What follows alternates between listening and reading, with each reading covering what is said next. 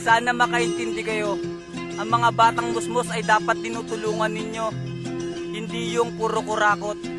Aking mga kaibigan, muli nyo kong pakinggan. Meron akong balitang tunay na nangyari sa bayan. Mga kabataan, pag-asa daw ng bayan, ay pag nanakawan laging pinagkakakitaan. Shabu, marijuana lagi nilang hinihitit, pinapakita sa mga tao at sila'y nang iinggit. Minsan din napapapikit at napapatulala, may singot-singot ng rabi nakaharap pa sa madla. Ano na ang nangyari sa sistema ng Pinas, kung pati ating pinuno naligaw na lang landas? Yan ba ang tawag na batas nangungurakot sa labas? Ultimo traffic enforcer, di nila pinalagpas. Mga pulubi sa daan, mamali mo sa wakan lata, nakahiga pa sa kalsada, ginagawang kondo ang luneta. Yung iba ay may sakit, may kanser na malala, yung iba ay may hydrocephalus, tulungan nating mawala. Lapit mga kaibigan at makinig kayo, ako'y may daladalang balita galing sa bayan ko.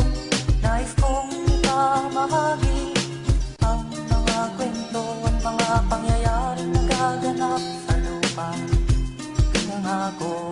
Yan ang tunay na kurakot dito sa ating Pinas. Ultimo pera ng bayan, kanilang winawaldas. Ang kapal ng inyong muka, di marunong mahiya. Mga bata makikita sa daan nakahiga, di mapigilan, di makatingin sa pinanggalingan. Gobyerno dahilan kaya tayo nahihirapan. Idilat ang mata para lahat ay mapuna. Kasiyahan sa mundo, tanong ko lang meron pa ba? Dahil hindi ko nga makita ang ngiti sa iyong muka. Bawat tulog ng piso sa lata ay natutuwa, kahit minsan nahiya sa kakilalang makikita. Mabuti pa ang kapitbahay ay marunong ding maawa. Kabataan sa mundo, meron pa bang kinabukasan? May mga tao pa kayang magbubukas ng mga pintuan? Kundi dahil sa inyo wala sanang batang musmos at malinis na kalsada na walang nanglilimos. Lapit mga kaibigan at makinig kayo, ako'y may daladalang balita galing sa bayan ko.